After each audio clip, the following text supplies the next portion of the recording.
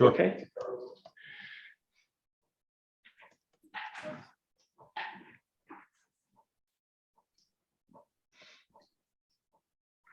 All right, welcome everybody to the November 10th Caroline Town Board meeting.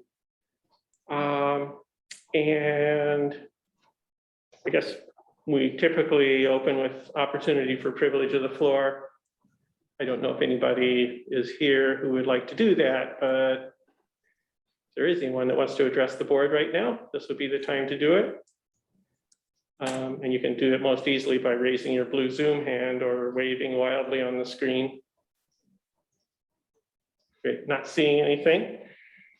So I'm going to move on into the agenda. And so John has arranged for, I believe, Phil Koziel from LaBerge to join us tonight to provide an update on highway barn planning. So I thought I would just move that to the top of the agenda so that we could have that right now. So I'll turn it over to John or Phil or whoever wants to go from here. All right. Bill, welcome. Can you hear us and see us okay?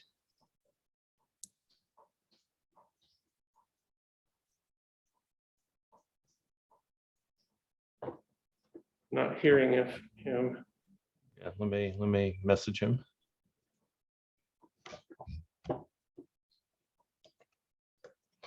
Might still be connecting.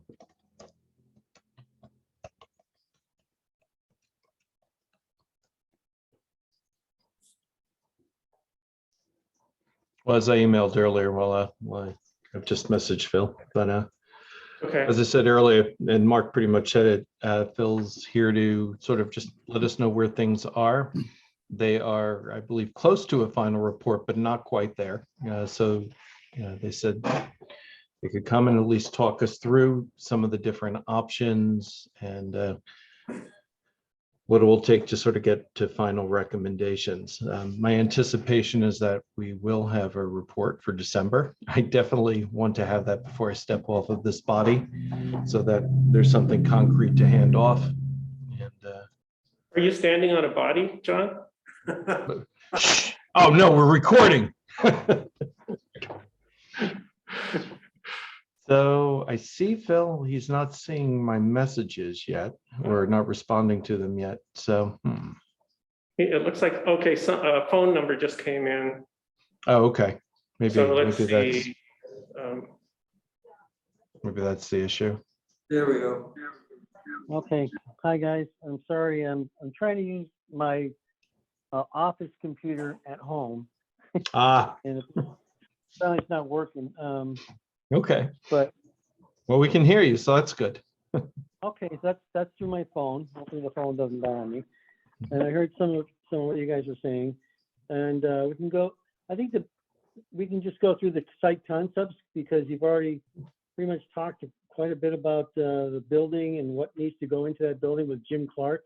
Jim can't be here tonight, but you know, you went through the programming with him and developed the size that and the type of building you want, which is a 2-bay garage with office and maintenance shops. And I guess it does not include, oh, it does include a wash bay. But we took that footprint and applied it to the 3 sites. The existing DPW facility or Department of Highway, I guess it's called, whatever, site. I'm calling that Site 1. Site 2 would be the Perkins Road site. And Site 3 is the one just up the road from the Highway Department, next to the Volunteer Fire Department property. So I can go over those with you. I can try and share my screen, or you can just rely on the PDFs that I sent you if you all have those. Or if Okay. you want the public to see what's going on. I can try and haven't seen the PDF, Phil. So if you could screen share, that might be Yeah. best. Then we can follow up on that after. I'm not too good at this, but let me try anyways. Okay. Jesse, are you able to give Phil screen sharing?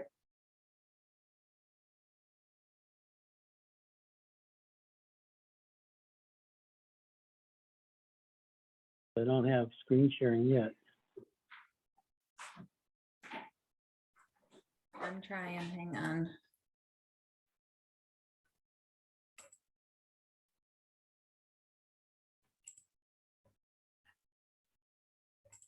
Okay, I just made you co-host, Phil, so you should be able to. Yeah, I'll try it again. Okay, there we are. Oh my gosh. Really small, hang on. So let's go down to, these are just this is just the appendices of the report, which we're very close to finishing up. I just wanted to have an internal review of that before we did send it to you guys for review yourselves. So here's the concepts. Nope, that's the highway. And site layouts. Okay, so the first site.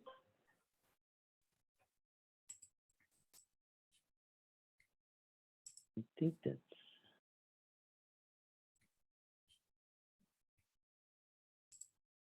Assuming y'all can see that.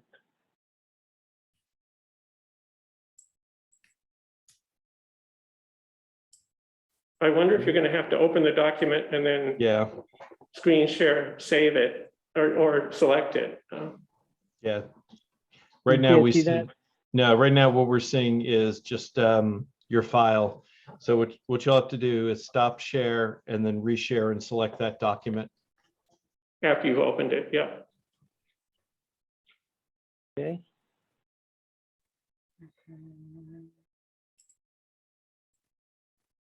One. Can you see that? Well, we see your Yeah. email now. No. Let me close this again. But when you select screen share, then it should show you any documents that are open that you can select, and then you just choose, if you have the PDF you want to show open, you can just click on that. And it should go to that, I think. Okay. Try opening that again.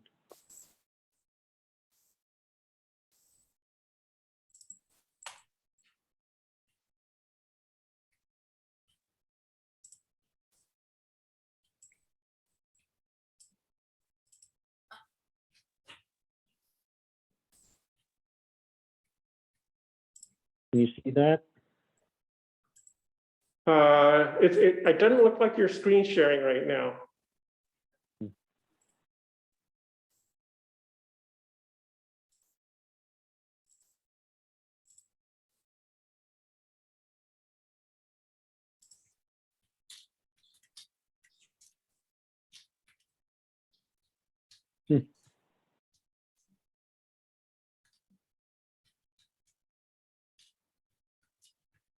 Okay, to share. Here's my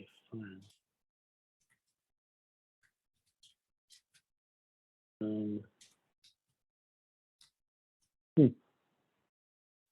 Is that document open, Phil, that you're selecting? Yeah, yeah, it is. So we're seeing your file with the 3 documents in it, but Still not working? Oh boy. right. So I think you need to stop share. And then, yeah, and then make sure that document is open. And then go back to screen share, and then there should be you should be able to select that one. Let's see. Yeah, it's not showing up in the. Huh. No, it's I not showing see, up. I'm looking at my email on my phone and I do see attachments. So let me get it open on my desktop and I should be able to share it then. Okay. Just give me 1 minute to get that set up.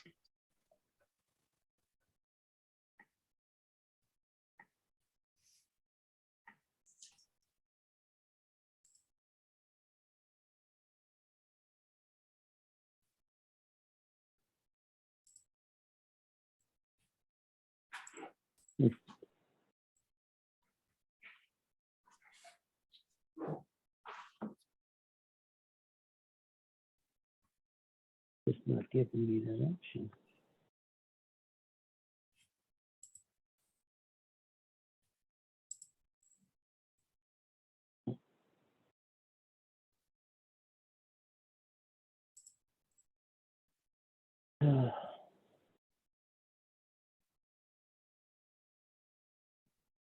No, I apologize. I don't do Zoom very often, and That's okay. it's showing up on my screen, but I can't get this. You guys, I'm sorry. Yeah, no, no worries. No worries. Zoom's a whole thing. So I mean, you can see my file management, my files, right? But you can't see the exhibit. Right, that's correct. Oh boy. That's okay. All right, hang on, I think I've got. This is terrible. It's okay. I've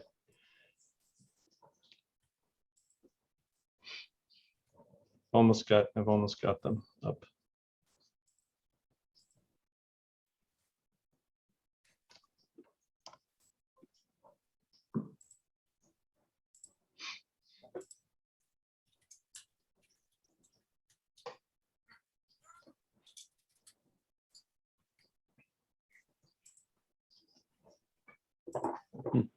No.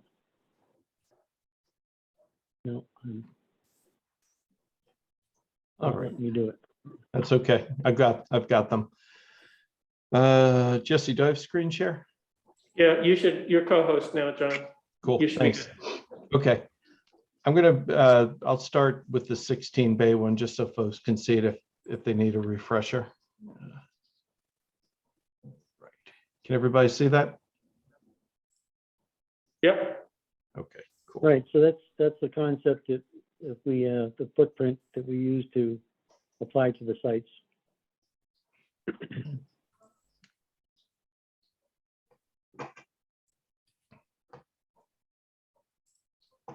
Just let me know when you're ready for me to go to the next Oh, one. yeah, go ahead, the fuel station. Okay. That's really a very schematic of what the fuel station would look like. Basically, there's two, it would probably be one tank with a canopy. So your crews would be covered when they're filling up in inclement weather. And that also helps you contain any spills and keeps precipitation from washing petroleum off and contaminating soils. So yeah, go ahead, next one. And then we're on to site number 1. Zoom up there. So, yeah, can you close some of your side? Yeah, there you go. Right. So what's shown there is some of the existing buildings. Obviously, you can see there's 2 different colors there up in the top right-hand corner, a yellow and a green, greenish, bluish green. So what that's showing, and this is, I guess, some confusion or debate amongst all of us, was what's the flood limits on that brook? I guess that's called Boyce Creek, whatever. So the yellow is the FEMA mapping. It's the official mapping. That's what's in place right now. I guess there is a study, a watershed study that is being done by FEMA. It's in a draft state right now, in which they've done some detailed cross sections here and run some analysis, and that kind of, more refined mapping and analysis, which is what the blue shows is the 100-year flood limit. So your buildings are those pole barn buildings there are technically in the floodplain according to FEMA's mapping, which is the official document. But as soon as they update their FEMA mapping, you're going to be out of it. So that's just an interesting point. So with this site here, really the only place that the footprint would fit would be on the upper terrace part of the lot, which is down here in the bottom of the drawing. So we've done our best to wedge it in there. This is quite a restricted site. for this type of building, it really doesn't lend itself for, future expansion of any kind. Material storage is going to have to go, this is the area for the existing material storage, as I understand it. And that would then be displaced. It would have to be brought down to the lower level elevation. With this concept, we'd be talking about, obviously, or not obviously, but removing the existing highway garage and the Quonset building, cold storage building over by the salt shed, and then keeping the salt shed active.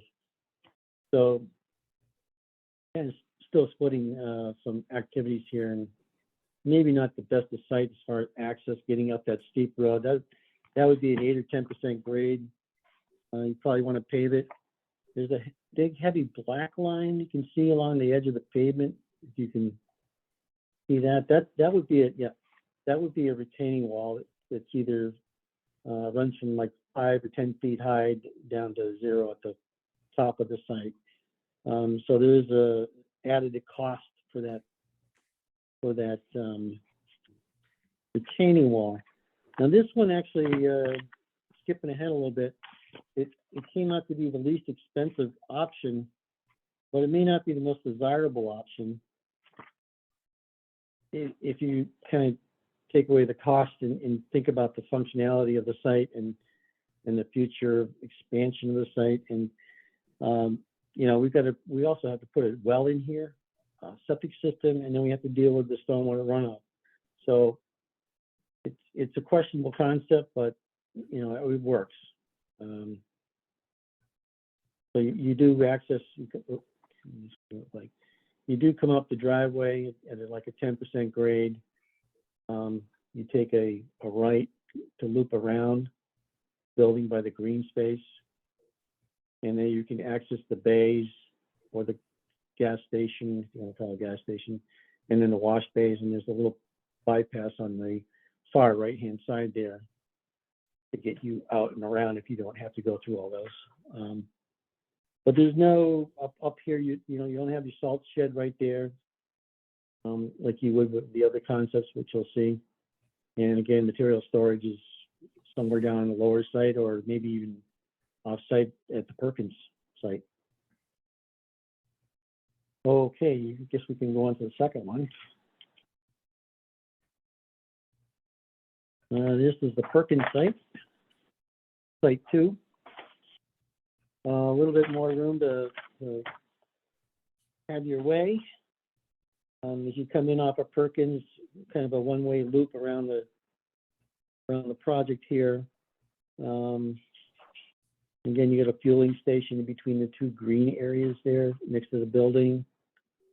The dark brown is a materials storage laydown area for you.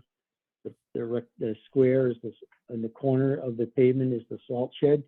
This will require a new salt shed, which kind of bumps up the cost of this site development.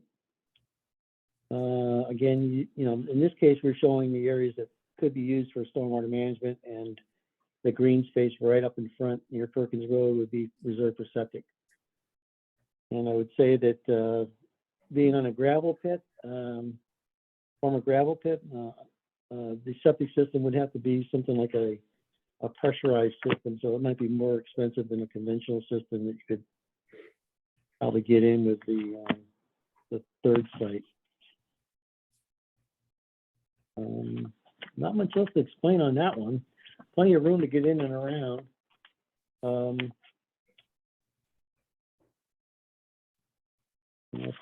guess there would be what's driving some of the expense on this one is the cost of grading. You got to really restore that gravel pit to something you can use. This one's going to the third site, I guess. Oh, and if I can mention, I think there was some concern about on the Perkins site getting trucks there on a frequent basis because of some intersection problems. And Bobby, is he on the call here? Yes, I believe he is. You want to talk about that a little bit, Bobby? Well, I'm not really sure where those problems are occurring, but you think you mentioned to Jim that there were a couple intersections that were pretty concerning to you if we were to use the Perkins site. Yeah, the one site is Valley Road and Brooktondale Road. You can't really see it in this photo, but it's right in front of the Brookton Market. So everybody, I'm assuming everybody's been on that road at one point or another, but it's kind of an off-camber intersection, so it is hard to see one way a little more than the other, and throw some snow plows in there, it makes it even harder. The second intersection is the White Church in Valley, which is directly across from Lounsbury Road. This intersection is completely blind. And when I say that, I would actually like to extend a little bit of a olive branch, so to say. Anytime anybody wants to take a ride, seeing's believing. But it's, you can't see anything out of that intersection at all. So that was my only concern. And Was then those two intersections and having to go in and out of those two intersections, you know, every day for 50 years. And you'd be going in and out of those intersections more frequently than you would with any other site, right? Is that what it is? Yeah, because, you know, just the traffic back and forth to the highway barns alone. Yep. Okay, so that kind of is a con for that site, definitely a con. So we've got some pretty major cons on 1 and 2, and we can talk about 3 now. 3 is open land, vacant land. I think, John, if you click on maybe the slide somewhere, it can return from blue to white again. There you go.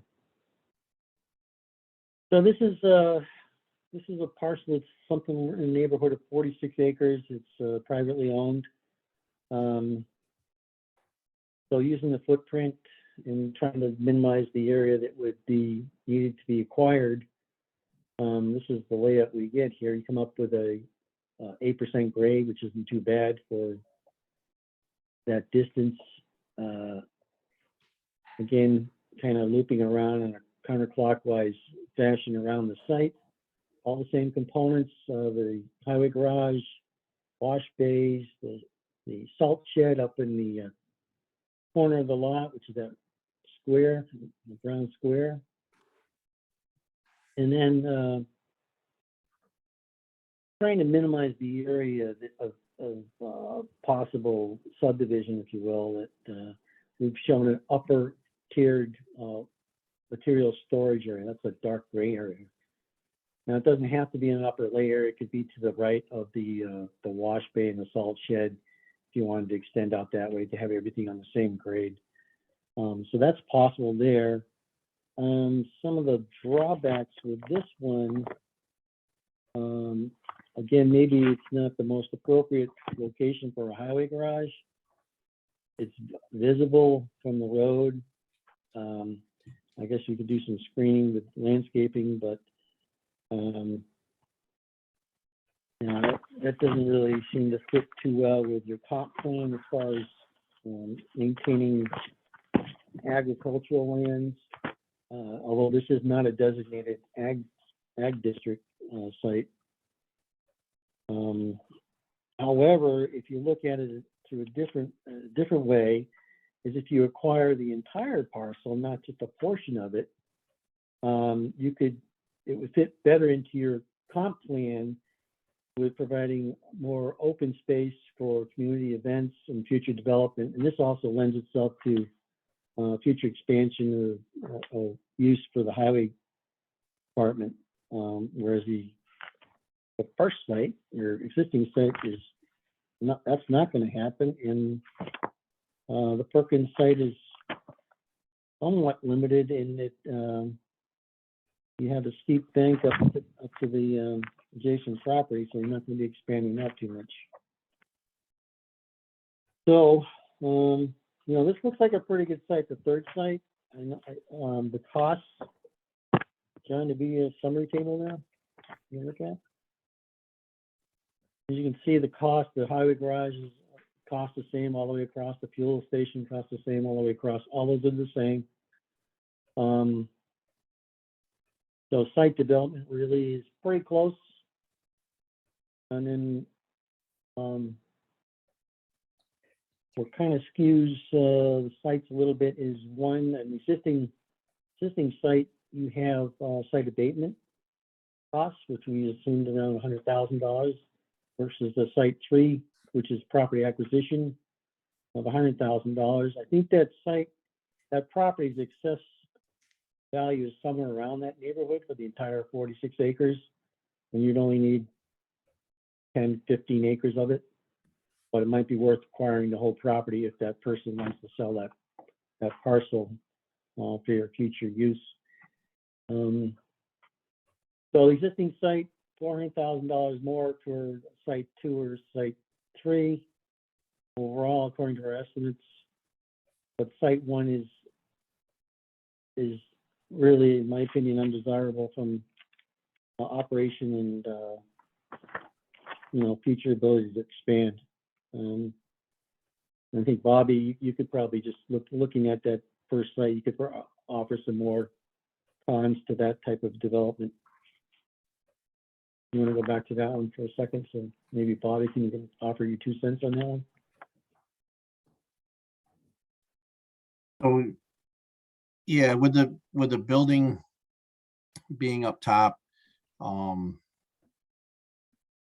the kind of the worst part of that is the hill that's behind it. The reason for that retaining wall is it's a pretty steep bank from where that driveway would be to the building below it. Yep. And it's just, in my opinion, we've completely outgrown this site. We're actually storing some stone on the other side of this creek now because we simply don't have room to put it. And I realize that we do have a salt shed there. But I guess I'd like to say don't get too concerned with building a new salt shed. I mean, this one's had a pretty rough life, as it's lived in salt for many years now. So I think in the long run, we're going to be building a salt shed regardless. I think for operationally, it's kind of difficult because you get your equipment up top, and then you got to load your salt and sand down below, and you got 2 different locations where you have to store material down below. Yeah, as far as a labor outlook, somebody's gonna have to come up to the main garage, grab a loader, drive it to the salt shed, get out, walk all the way back to the highway barns, grab their truck, take that all the way down. And they're gonna do that both ends of the day. From a labor point, it's just, it'd be kind of nice if everything is in, kind of one general spot with the least amount of difference between the 2. Right. So that kind of some big cons there with site number 1, site number 2. We've got some restriction on future expansion because we're using up all the property, and we got the intersections that we'd have to deal with. It's kind of a big con. And then for site 3, the con would be basically it's essentially good ag land. It's highly visible from the road. I guess you could screen that somewhat with more, some landscaping improvements. Even possibly, turning the building 90 degrees maybe might help screen that. But one of the big pros here is the ability to expand and have everything work really smoothly in the interior of the site for highway operations, plus you know, if you purchase the whole property, you've got this extra land that you can use for maybe a focal point for community events. This goes out to the Boyce Road property. I think. There's access to this off of Burns Road as well. Burns, I think. Yeah. So that's where we're at. So I think, you know, if you take site 1 out of the equation, you're looking at obviously site 2 and 3, and they're only separated by $100,000, I believe. So you'll be the final for us to consider, right, Phil? Yep. And each site will have its own description, and then I think what I haven't done yet was put together maybe just one table that shows the pros and cons for each site. Mhm. So you can see that in one spot. Yep. It's also got some discussion about potential funding that you can try to obtain. And we just, I have the report here. Do board, excuse me, go ahead. It's good. I mean, I'll just run through the table of contents for you. It's going to talk about your existing structures in the site, what's on those sites, and some of the concerns. We'll talk a little about this. The report will talk about the space programming and how we develop the schematic building, and then we'll talk about each site concept, just as we did here tonight. And then there's a section on the probable construction costs. The reports will have all the detail that goes into the text, to back up the text. You know, the programming worksheets will be in there. The detailed cost estimates will be in there. And then we'll talk about the potential funding sources like USDA grant program. There's some other programs in here that it may be available to you. American Rescue Plan bonding. And then we'll talk about the next steps that you could, how to get this going to the next level. Okay, great. Excellent. Questions that folks have today? There'll be, of course, future opportunity, but any that are on your mind at the moment? Tim?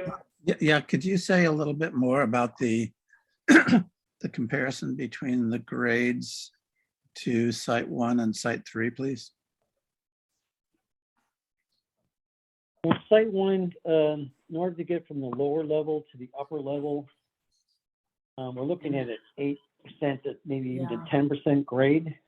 And then that's going to require, site 1 will require a retaining wall to hold back the site development fill that's required from the lower level next to the pole barns.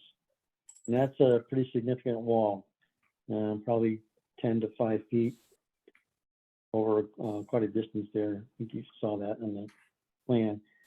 On site 3, the grade coming up from Valley Road is about 8% or less. So it's a little bit more manageable, and it's over a little bit longer length.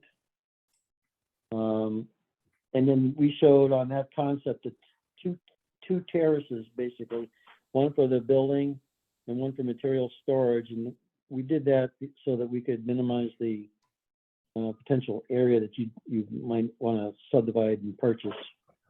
And it doesn't have to be that way. It could be all one level and maybe take up a little bit more area on that site. And that site wouldn't require any retaining walls. The third site.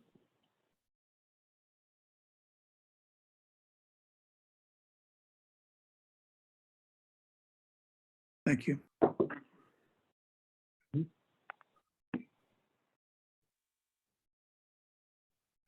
Great, well,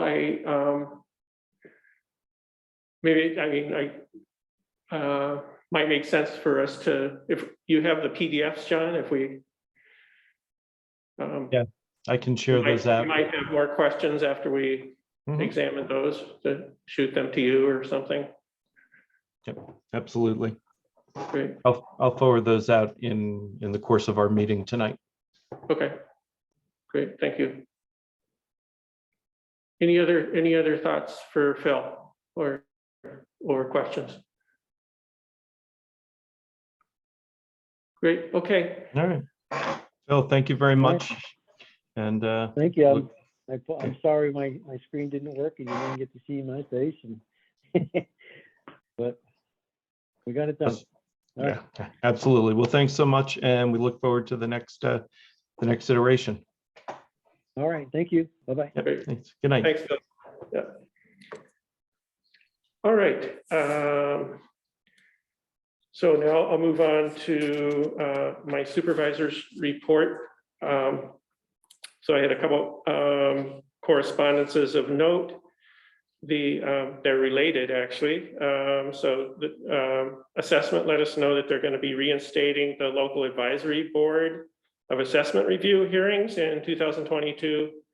And so we will be soliciting probably Lynn Pagorzala and can't remember the other person, but we have two people who've traditionally done that for us.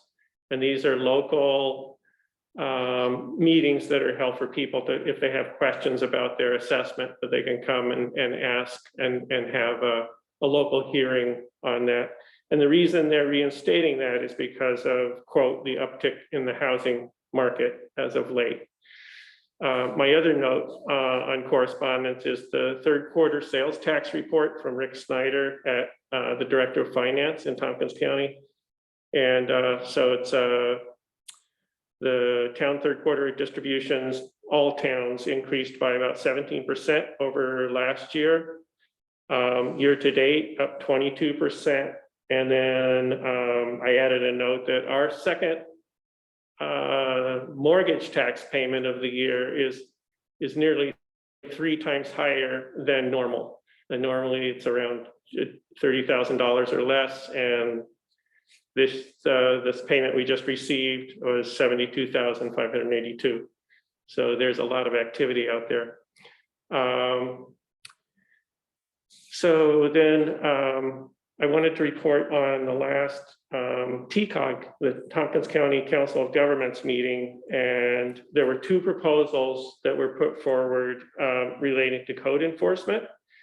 And so I wanted to put those out. And so Greg Potter presented a proposal for the county to take the lead on assignment of street addresses. So right now that happens by the code officer, usually or oftentimes if there's complications, in consultation with GIS personnel from the county. And where it gets complicated is if you have a single street that crosses a town border, you know, the numbering of street addresses needs to be done thoughtfully so that you don't pinch yourself out of available addresses. So I really think that, you know, the county taking primary responsibility for assigning new street addresses makes a ton of sense. So I found that really exciting. And then separately, Martha Robertson presented a proposal for the county to undertake a study of possible areas for the county to take responsibility for code enforcement. She didn't mention it in the meeting, but I think previously she's mentioned the possibility of the safety and fire inspections being done by the county. So this would be a study by the county to look for opportunities for the county taking on responsibility for certain areas of enforcing the code. And she had Jay Franklin at the meeting, who's the director of assessment, and he's willing to sort of take this on as a component of assessment. So yeah, and as I mentioned in my notes, this is sort of parallel to what, you know, that most towns do their own assessment. So here in Tompkins County, the county takes on that role, which I think also makes a tremendous amount of sense. So I don't know if people have any reactions or thoughts about these two items. I'm all ears. And I know Dan's on the meeting. He may have more information or thoughts to share when he. Does this seem, do these ideas seem to have merit from what I've described? Well, I can see where some of the code enforcement issues could become really complicated. You just need somebody with quite a bit of experience. Like we down here in Dryden, you've got the in Codema presence in the old Chris Bell garage. You know, there's a lot. Can everybody hear Cal? Okay, great. There's a lot going on there, or just kind of cooperation, just working together. You know, the local and the county, just to get these. Some of these are big projects. Uh-huh. I mean, can be big projects. So I think that's, a good cooperative move. Yeah, so this, again, just to emphasize, this would be a study to sort of Yeah. examine potential areas For for, the studying that idea, I think is noteworthy. Yeah. Something to move on. It's not like it's a bad idea. okay,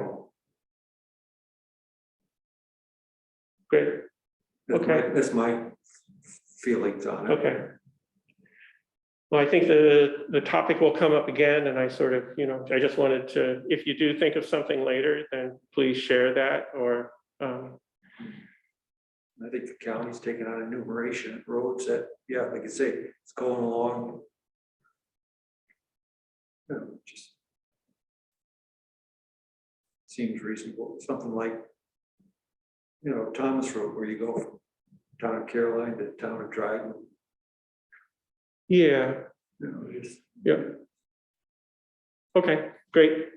I'll move along. So LED street lights, nothing, no news, unfortunately. I will let you know. Watershed Committee, we had a really nice training on October 19th at Banks Road. Barry was involved in that and led a lot of the sort of provided a firsthand tour of the site, as well as John Negley. A lot of the Watershed Committee members were there, Kristen Heischka, and then Darby Kiley from County Planning was there, and the Water Resources Council. So that was a really great event. Barry told me there were a number of engineers there looking at the techniques for, the in-stream stabilization with natural structures. So I thought that was really good. And I'm working with Emily to wrap up the Brighten Up program. So that's my report. If there are no questions, I'll move on. If there are questions, I'm happy to entertain them.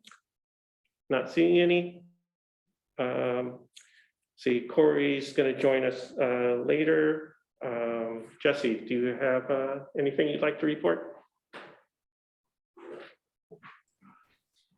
Just really quick, I'll say that October was quiet and I collected just over $1,800 in fees. And I wrote a check over to the supervisor on November 1st in the amount of $1,609.37. Great, thank you. And give me a heads up when you want me to text Corey. Okay, great, thank you. Great, thanks. Bob, Highway Superintendent's report. Mine's pretty short this month. Scrambling around trying to get things done before the snow starts to fly. It's not too far away. we've got all our paving done for the year. CHIPS money's all been submitted. So hopefully we'll get that before the first of the year. Next month I'll have a kind of a total, just to give you guys an idea of how much material we've moved around town for the year. The numbers this year are actually pretty big and pretty impressive. You guys have been holding themselves right to the grindstone to get everything done. So this year was kind of especially hard with flooding. Anything we took on as a project this year, we've done it twice. We no sooner got it done and Mother Nature decided to move it. So other than that, I think we still have a little bit of, I don't want to say complaining, but we have some concerns with traffic on Bald Hill still. Good news is that hopefully the bridge is a few weeks out and everybody can get back to the old routine. But other than that, it's been quieter than most months. So hopefully next month things will go easy and snow will hold off until January. Great, thanks, Bob. Hey, Bobby, I happened to have a conversation just this afternoon with a resident towards the top of Bald Hill who is extremely happy with the current condition of the road and wanted me to say so. Perfect. Jeff. I'll actually pass that along to the guys. They'll like hearing that. Bob, you mentioned sites, distances off, the potential 3 sites for and safety, just, being in a vehicle and looking for traffic. Is it possible to get a New York State DOT engineer to look at the 3 potential sites and give us just an evaluation from, or do we, we're paying Lobert's and that's in their bailiwick and not for us to be? First, could we suggest it to Phil, hey, with DOT? I don't know the real answer, whether DOT is willing to do something like that. Kind of, off of their roads. Yeah, Normally they'll do it if it involves, one of their highways. yeah, they do it. I don't know how that stands, if it's a town road or Yeah, county road for that matter. I could ask around and, I could talk with Jeff and see if he can kind of point me in a direction to maybe get that information. yeah, just, site distances and things are just what, recommended, and maybe it's something we could do ourselves. Yeah, which kind of brings me to what I was saying earlier. I can kind of elaborate on it a little bit more now. I wanted to just kind of to extend an invitation for anybody on the board, or anybody, in that highway committee to just kind of hop in a truck and go for a ride around the block. And just give you kind of an idea of when we talk about site restrictions. Something might seem like you could, you have some lines of sight, in a regular pickup or a car. But when you hang that 20-foot plow off the front of it, it kind of changes things. So the invitation's open. If anybody wants to go for a quick ride, just get a hold of me. We can set it up. I mean, yeah, you can see perfectly fine as long as the plow's out in the center of the road you're trying to turn into. Yeah, if you wait too long to take me up on that invitation, the call will come at like 4 o'clock in the morning. And I can have the guys pick you up, but I'm sure they won't mind co-pilots at 4 in the morning. You're asking me to relive my childhood, Bobby. Yeah.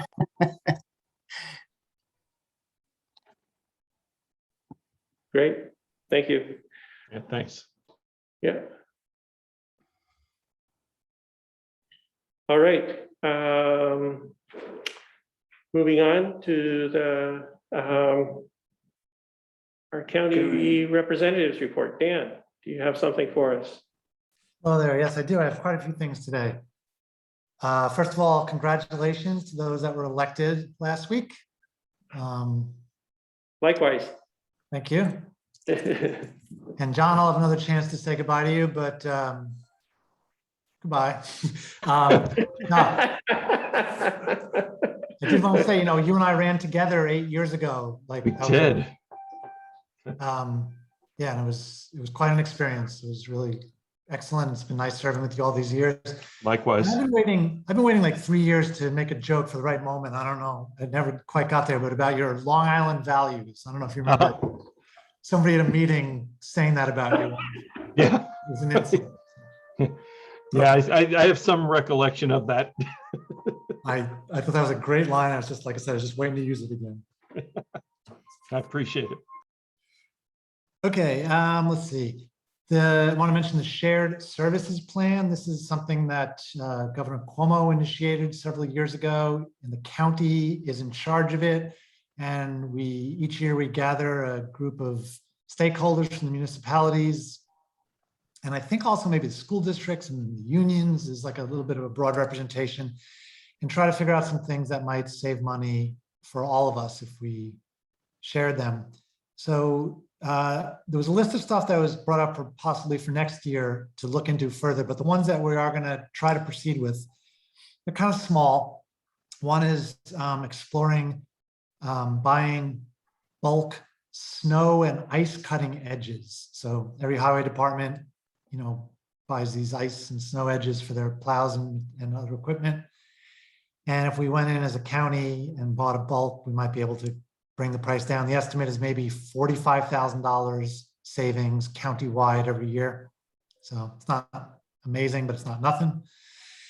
And then we were expanding the health insurance consortium to some of the towns outside of the county, and that'll bring everybody's premiums down at least a little bit.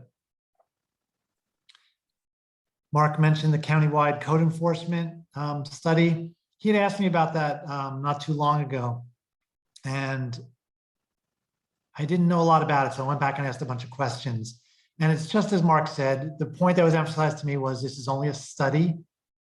You all took it very well. Some of the towns are reacting, I think, very parochially, like don't take our rights away. And that is not the intention. It's just a study to see what might happen, what could advantage towns. And every possible combination of things is possible. Everything's on the table right now. Nothing's being ruled out and nothing's being assumed that, the county would do this or the county would do that.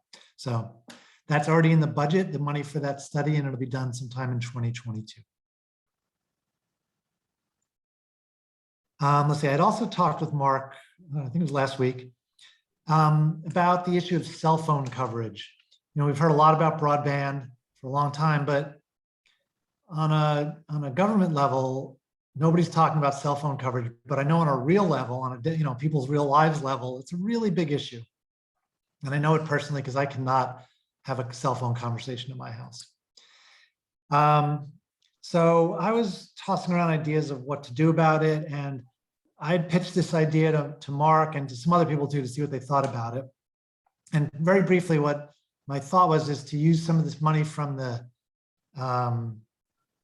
Community Recovery Fund that the county is setting up to see if we could hire somebody on the outside to do a little study. So I still think that might be a good idea. However, just the other day, I was informed that the FCC just released data of 4G LTE coverage, and that our county IT department has the ability to turn that data into maps. So I'm going to pursue that for now and see what kind of information that gives us and see if we can use those maps to try to solve some of that. Similarly, Mark, I don't know if you've had any updates in this. I know when you and I talked, we were just hearing about this press conference that Southern Tier 8 Planning Commission was having about a broadband application. I got some more information about that. Did you ever hear anything from anybody? No, I just saw the announcement, so I'm all ears. I tracked it down, and so it's just an application that they put in. It's not any money. They're just applying for money. Mhm. But they're hopeful. And I looked a little further into it, and it would cover 128 houses in Caroline. Hmm. 115 of those would be by Hafele, and 13 of those would be by Point Broadband, which is what used to be Clarity Connect, Chuck Bartosh. And they think they might hear back on the grant application fairly soon, maybe by the end of this year. So stay tuned for some news about that. Hopefully it'll be good news. Great.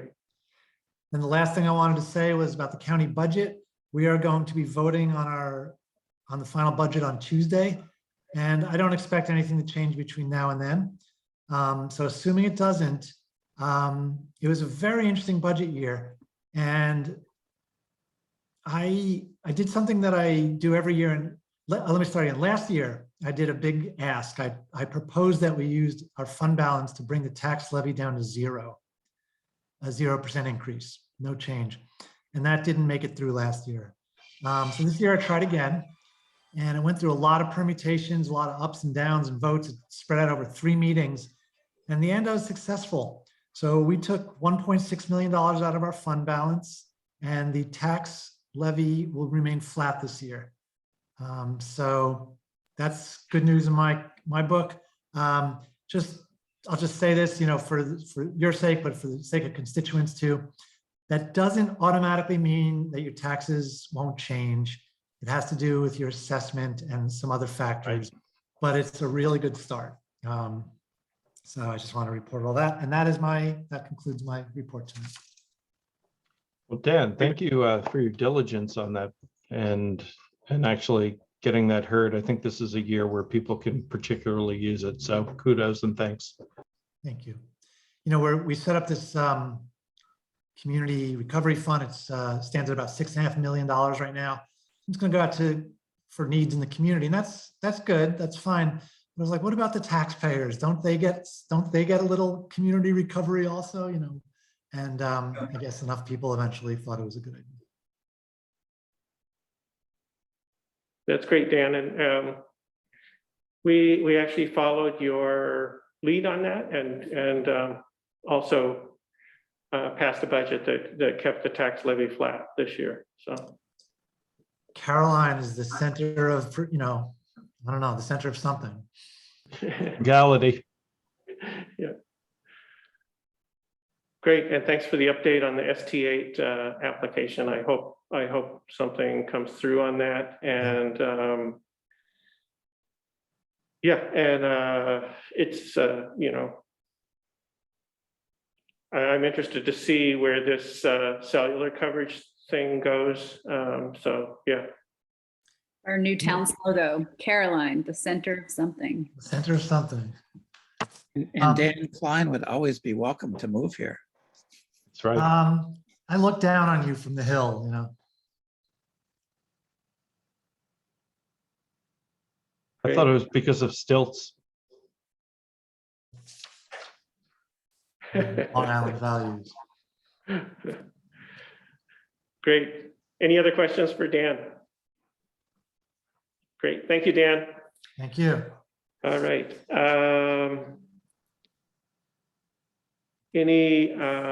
Any town board updates? The zoning commission is indeed having a public presentation.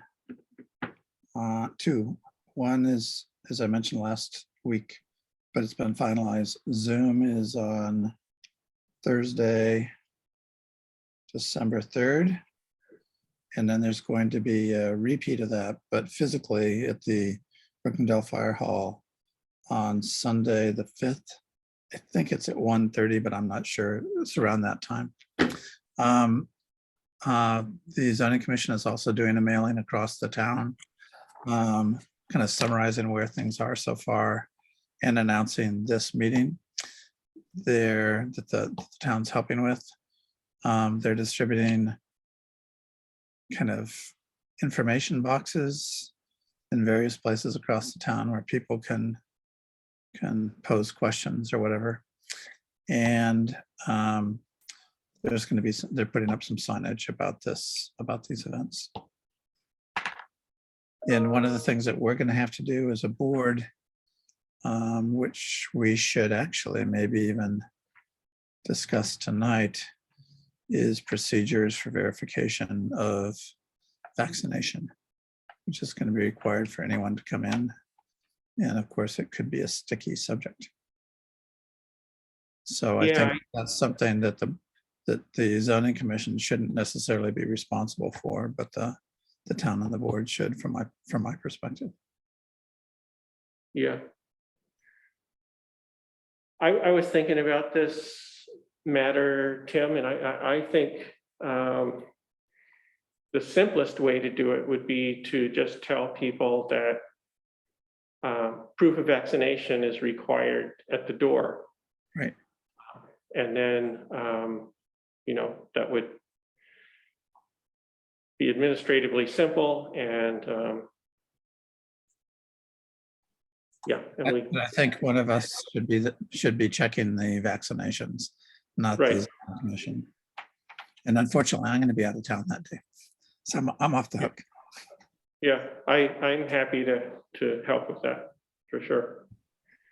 And it shouldn't be a big deal. I mean, I was in New York a couple of weeks ago, and almost every major venue requires this. And basically, Yeah, we can encourage people just to put it on their phones, and it's really easy to show. It's not. right. I'm concerned there might be some public resentment about it because of all the politics around vaccination.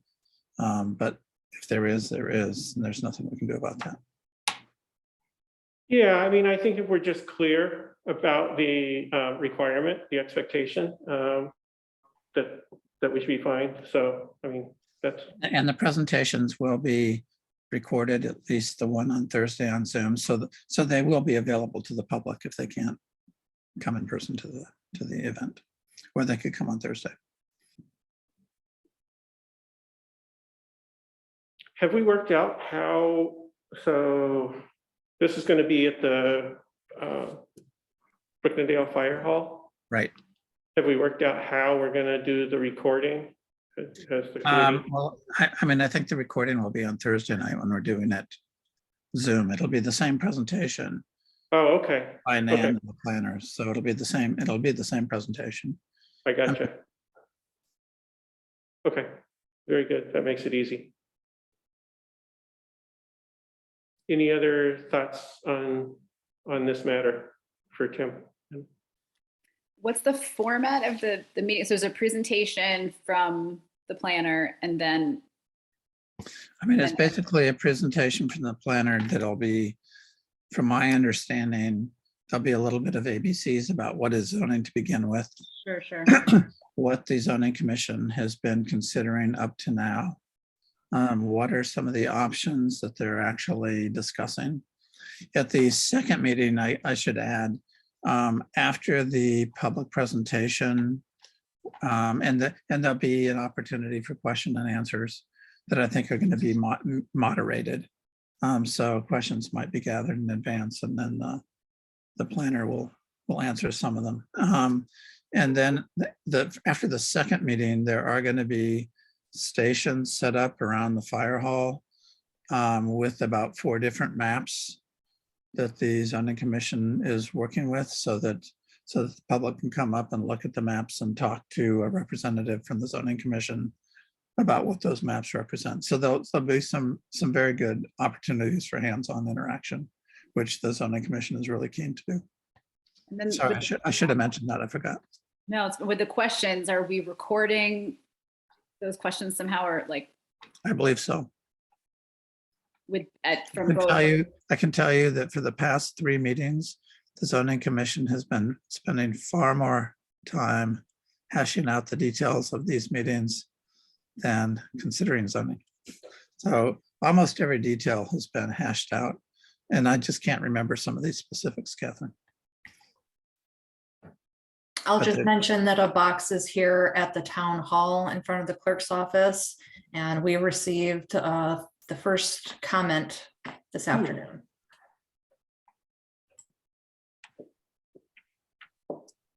And I think they intended to put the other boxes out right away. So, That's my understanding.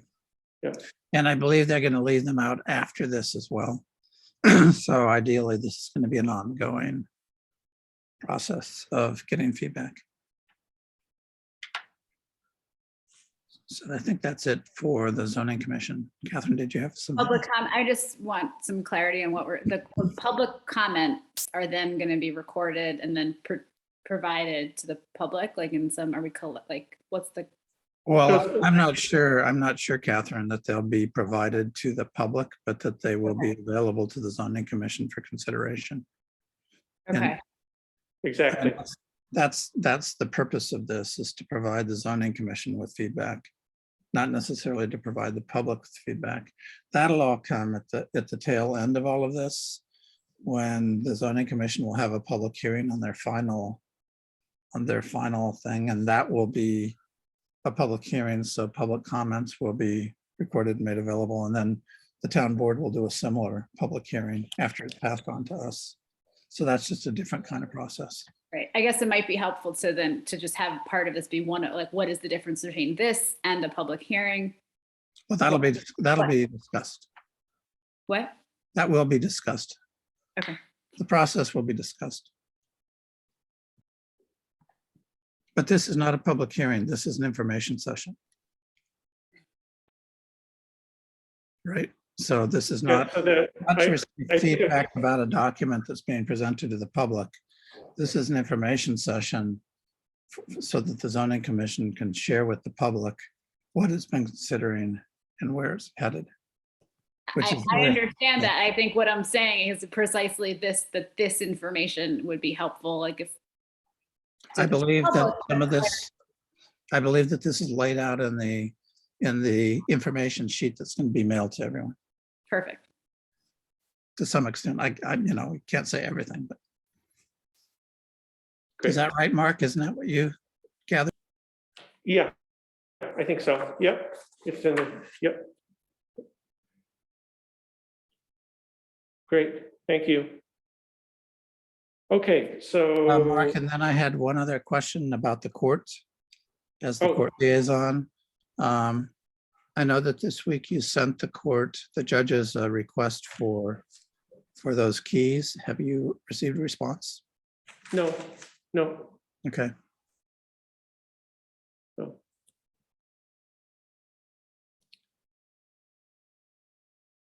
Great, okay. All right, thanks, everybody. So I put on the agenda a discussion of the Marijuana Regulation and Taxation Act, and I linked a Association of Towns document that explained it. And so that's there for everybody to review. I will just give a brief overview of my understanding. So, the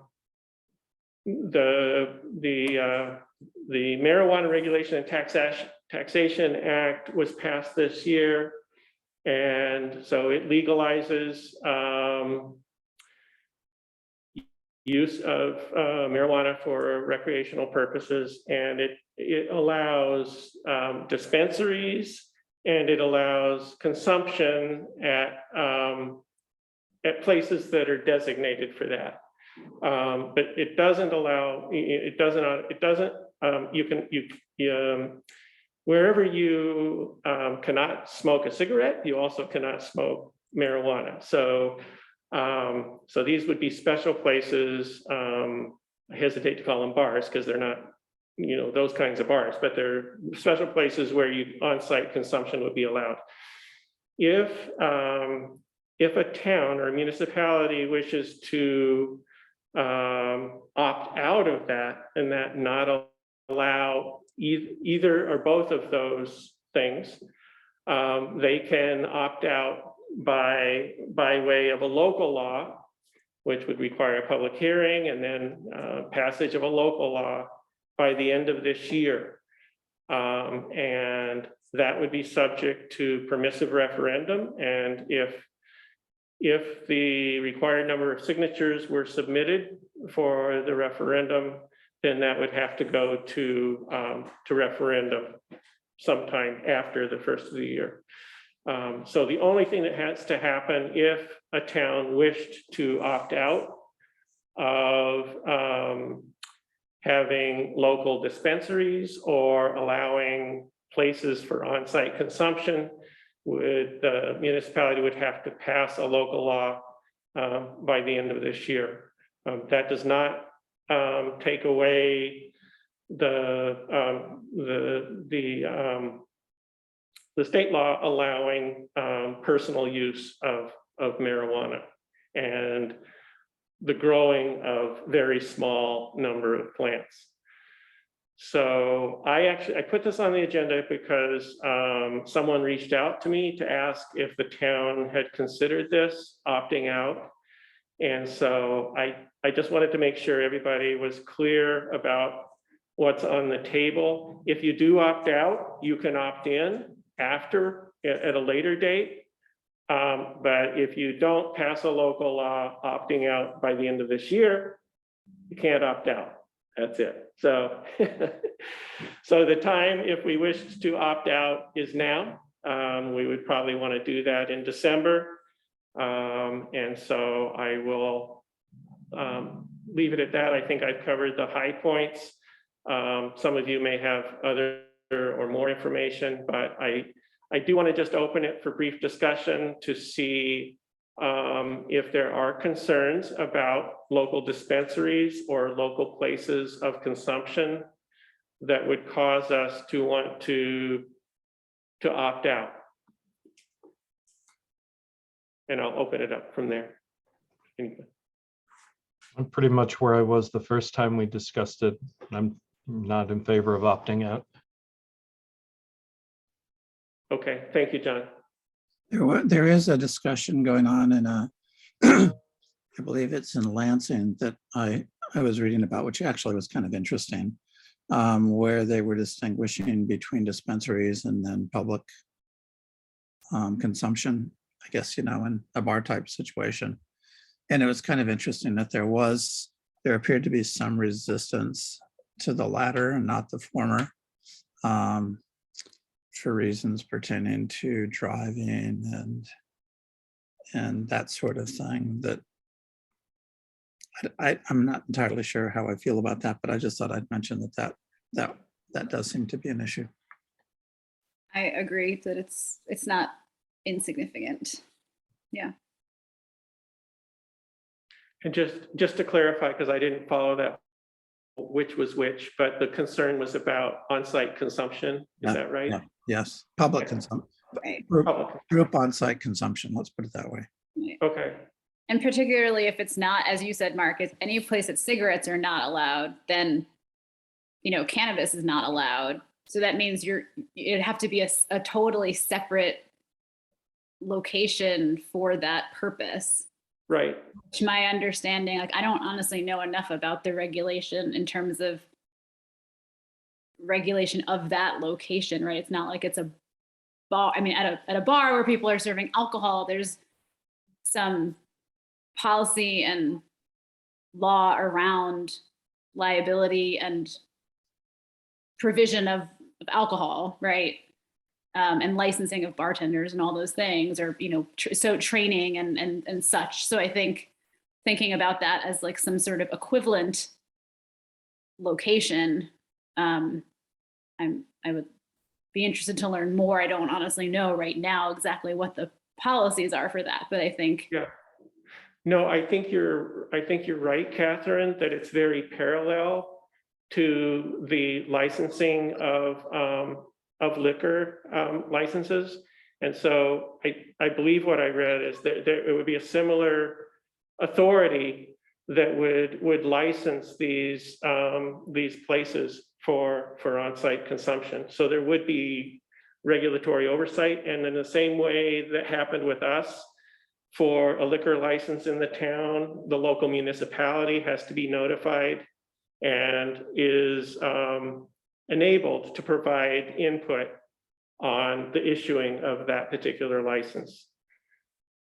Mark, So- are you clear as to whether if the town, let's say, would opt into both options, whether we would then be later able to opt out of the consumption option. Yes, whereas I am opt clear on in. that. So, yeah, if we do nothing, we are opted in, and after the end of this year, we cannot opt out. We Cannot.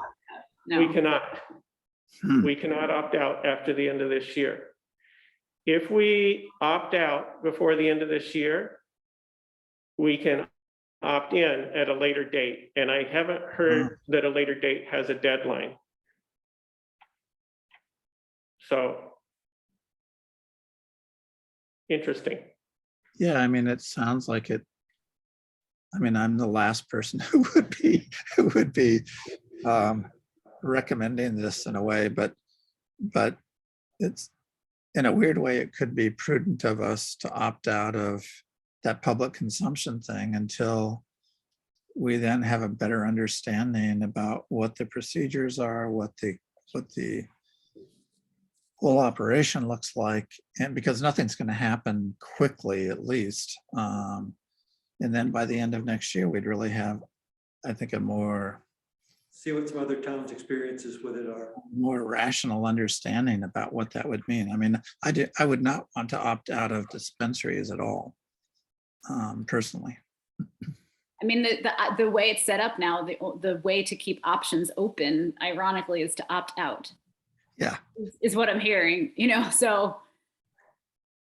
I mean, if that's correct. And so if we're at ease, as John indicated that he was, if we're at ease with these aspects of the law, then, then that's fine. But if we do have concerns, the next, 6 weeks is our time to act. That's. I have concern. I'll share. I have concern and just not knowing, particularly if, as we're in the process of zoning, right? This also feels like a relatively related issue in terms of siting of various locations. And so I would feel,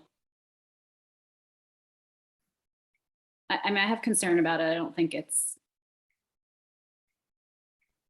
as easy as it might seem, like from a political or social, standpoint. I do have some other concerns about it. I mean, if they were commercial operations, we would have thought, at least until very recently, if you look in the middle of Sladeville Springs, that our moratorium would preclude the opening of new commercial establishments, especially the building of them. So as far as I understand our moratorium code, we would be covered in that regard until the zoning commission delivers the goods. So I'd feel a little bit comfortable about that. Although some of that is going to be dependent on how our code officer reads our law. Yeah, I think we should make a judgment on this independent of our moratorium. Right. I agree. So. Okay, so what I'm hearing from at least a couple of voices is that we may want to consider opting out of places of local consumption. And that is, but not the dispensary option. Is that correct? Yes. For me. Okay. And if we did do that, I think it would be important for the public to understand that we're doing it only as a provisional stance. Right. Correct. Keeping options. Not an absolute. Right. Okay, very good. Then I will put that in my homework pile for next month and consult with our town attorney about that. Mark, do you Any happen other- to know if the location of consumption can co-locate with alcohol? Say that again. Is there anything about those being co-located? Alcohol and marijuana? What And is if that? they're allowed to co-locate with alcohol, You're asking if it's allowable to co-locate at the same location with alcohol? I don't know the answer to that. Would wonder only because of laws related to restaurants and bars, which I think in New York state law is non-smoking. So that would be interesting. Mhm. right? So like you can't have the Yeah. cannabis consumed at the bar, but can you somehow have liquor consumed at this Mhm.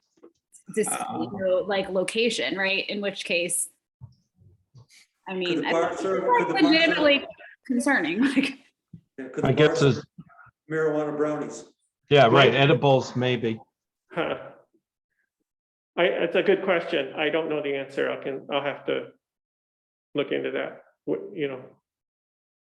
Because presumably a single establishment could apply for both licenses, I would guess, but I don't know.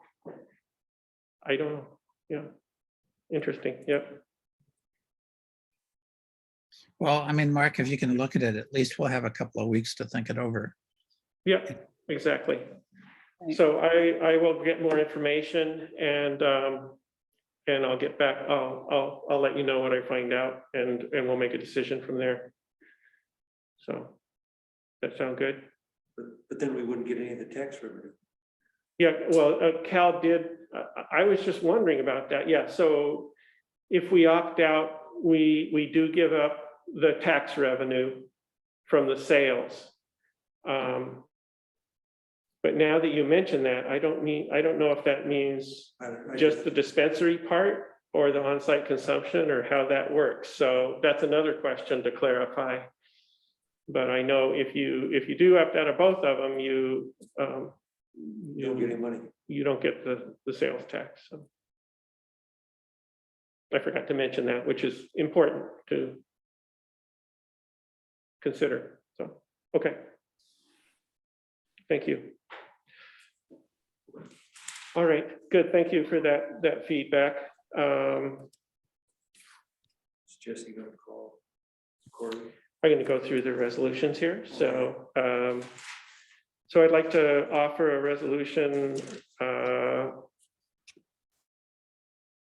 urging Governor Hochul to sign Senate Bill S-3503C, establishing the New York State Rural Ambulance Task Force. Do I have a second? You Doug did. seconded.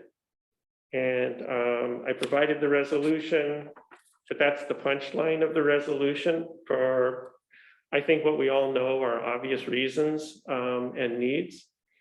And the hope is that this bill has already been passed by the Senate. And there's the hope that if enough of us speak out with such resolutions, the governor will actually sign this bill and create this task force for looking at emergency services in rural New York. So any further discussion? If not, I'll call for a vote. All in favor, say aye. Aye. Opposed? Thank you. Passes unanimously.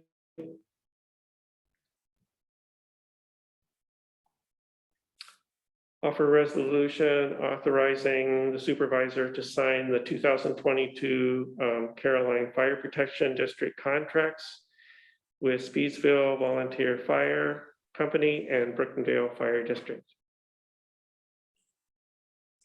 Seconded by Cal. Discussion. Hearing no discussion, I'll call for a vote. All in favor, say aye. Aye. Aye. Opposed? Thank you. Passes unanimously. Then I'll offer a resolution authorizing the supervisor to sign the 2022 agreements with Brookendale and Sladeville Fire Districts for cooperative purchasing of workers' compensation insurance. Second. Cal got it again with a muttering second in here. I've always thought of Cal as a real mother. All in favor, or if any questions or? Right. Was that a All in vote, Catherine, favor? or a question? It's a Is vote. that a question? Yeah, you ready to vote? Yes. And Catherine's ready to vote. Okay. All in favor? Aye. Aye. Opposed? Okay, thank you.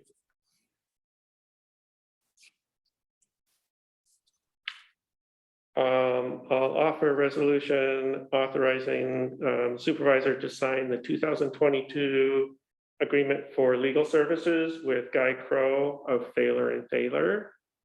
Do I have a second? Second. Second by Tim. Unambiguously. And I will just say, I did reach out to Guy today to ask him about that. So he is willing to serve us. His legal fees, he's held those flat for a couple years, the last 2 years during the pandemic. And so they are going up this year. And so they're currently $225 an hour. And so the next year he is proposing $270 an hour. So it's a bump up, but he's held it flat for a while now. So 270 is a lot. yeah. Yep. Is that reflected in our budget? Serendipitously it is. I think it is. So yeah, it's because I think we have enough in the legal budget line to cover that. I guess the moral of the story is don't call unless you need to. Yeah, I just want to say that I think Guy is very, I mean, I think he's thoughtful and gives us a lot of service, you know, for the hours he charges us for. He often gives us gratis hours. If you look at the statement he sends, a lot of times there'll be a no charge. So Right. he is, I will say personally, he's a godsend. So I rely on him so much. So he's great.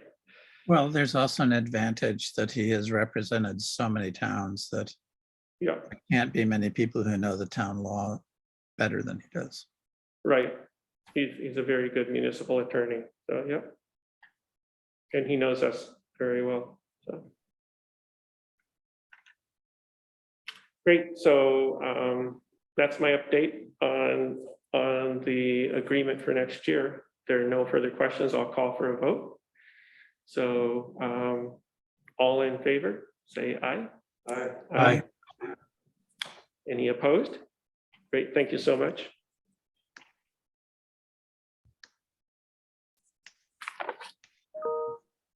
I will now offer a couple of budget resolutions. So the first one I'll offer is a resolution for budget adjustments.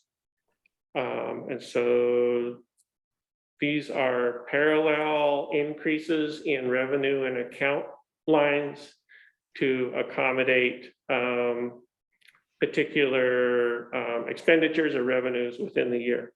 So the first one is $22,020.20 increase in expenditure A7140.1 youth programs, personnel services, and a comparable increase in the revenue account A3820 youth programs.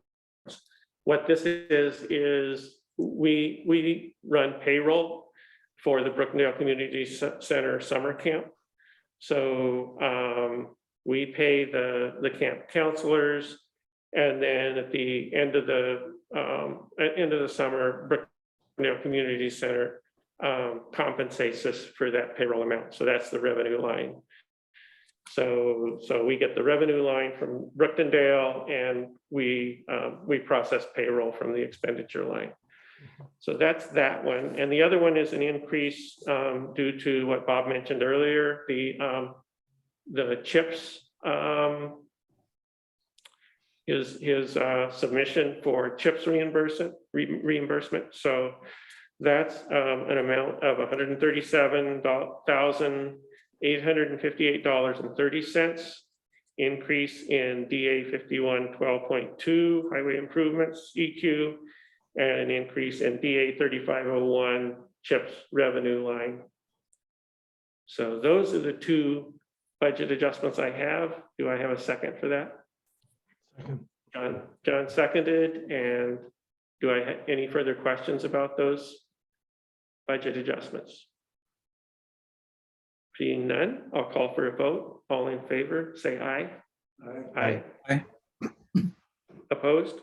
Great, thank you. And given that it's November, I have a number of transfers. So that's the next budget transfer resolution.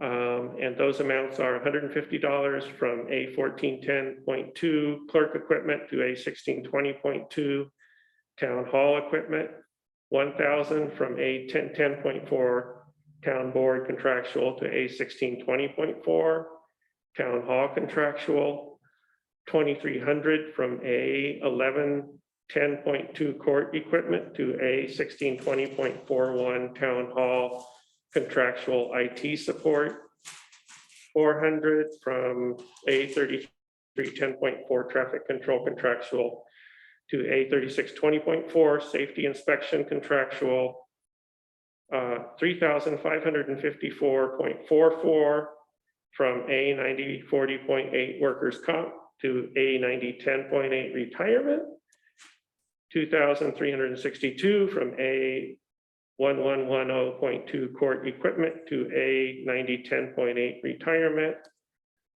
18,000 from DA 5130.1 machinery personnel services to DA 5110.1 general repairs personnel services, and $100 from DA 5130.1 machinery personnel services to DA 5110.11 general repairs overtime personnel services. Whew. Do I have a second? Catherine got it. And any further discussion or questions about those? Hearing none, I'll call for a vote. All in favor, say aye. Aye. Opposed? Great, thank you. We're all very agreeable tonight. I think we had all unanimous resolutions, but that's typical for us. All right, so with those done, I will offer a resolution for the payment of bills with the vouchers for in the A fund for $54,116.80. The DA fund, $332,993.58. And the street light fund in for $397.53. And there's an opportunity for a second here. I'll do that. Cal got it. So any questions? Hearing none, all in favor? Aye. Aye. Opposed? Great. Thanks, everybody. Okay.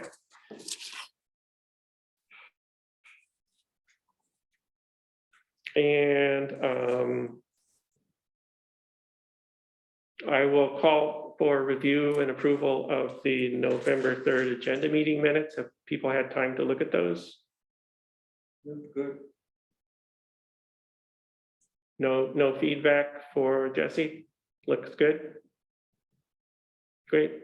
Hearing none, seeing none, I will, the November 3rd agenda meeting minutes are hereby approved. So let's see. Okay, so with that,